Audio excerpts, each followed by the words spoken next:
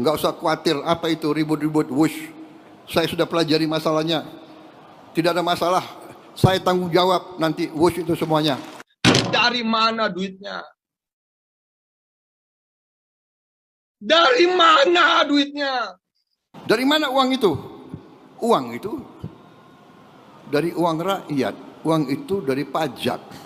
Uang itu dari kekayaan negara. Ojo ngaco omongan itu. Tanggung jawab saya, tidak usah ribut-ribut. Tapi kan Pak Prabowo mengakui sendiri pada akhirnya, lewat uang siapa? Uang rakyat, uang pajak kita. Kok KCIC yang rugi, yang bayar negara? Negara kan duitnya dari pajak, duitnya kan lu juga. Berarti lu sama gua disuruh patungan, bayar kerugiannya KCIC lewat pajak kita. Mau Anda patungan, mau.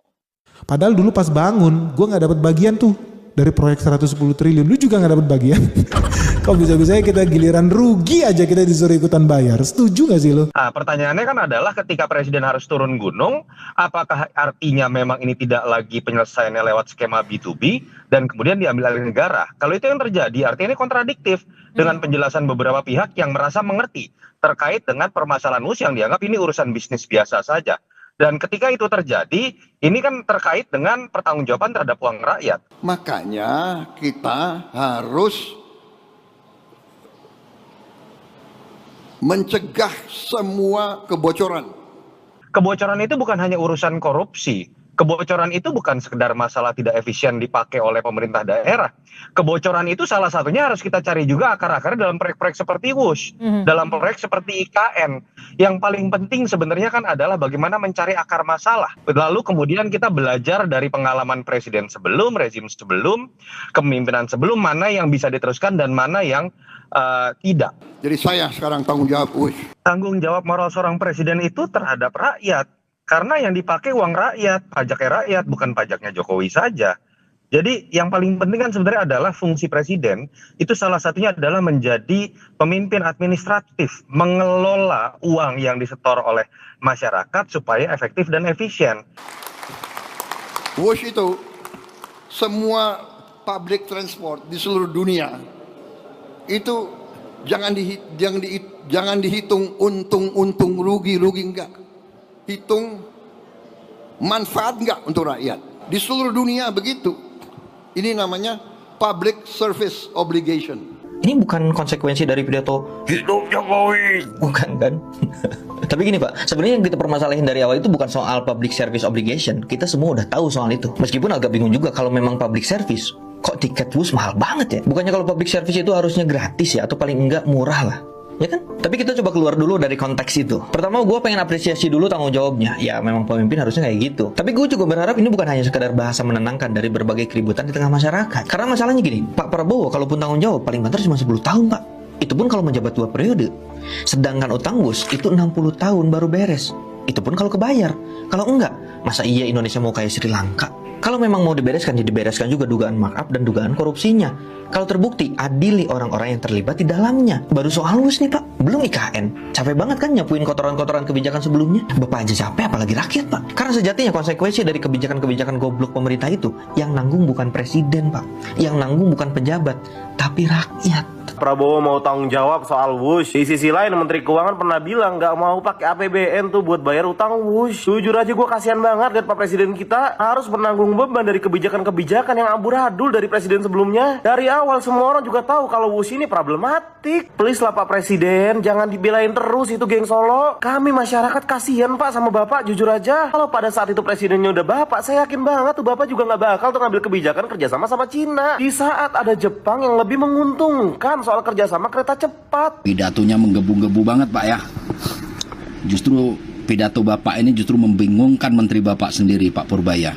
Kemarin Pak Purbaya menyatakan menolak ya, membayar itu proyek kereta WUS yang memakai APBN. Karena udah jelas proyek kereta api itu adalah bisnis to bisnis kata Luhut ya. Kata Pak Luhutnya itu bisnis to bisnis, bukan mengatasnamakan negara di awal, tapi begitu di akhir kenapa harus pakai APBN? Sekarang Bapak seolah ingin apa ya? Blunder sendiri sih. Kalau menurut saya blunder, Pak Presidennya blunder. Di satu sisi menterinya suruh bekerja secara bagus dan melakukan hal-hal yang membela rakyat. Tapi nyatanya Bapak Presiden sendiri menyatakan akan bertanggung jawab. Tapi terakhirnya yang nggak enak, Pak. Ya kan? Membebankan sama rakyat juga, ya kan, Pak? Oke lah, suatu negara untuk kemajuan negara, oke. Ya.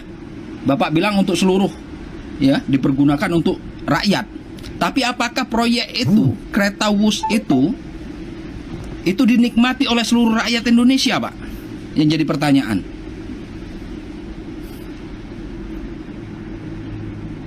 Terus kenapa yang namanya bisnis itu dikatakan kereta bisnis, Pak? Itu harusnya ya bukan urusan rakyat untuk membayar utang yang sudah terjadi, kerugian yang sudah terjadi. Makanya saya setuju dengan Pak Purbaya menyatakan Pak Purbaya nggak akan membayar utang dari proyek kereta cepat itu. Karena Pak Purbaya sendiri menyebut itu adalah bisnis to bisnis. Jadi ada yang diuntungkan di situ. Bapak bilang sendiri kalau untuk negara nggak ada hitung-hitungan rugi atau untung.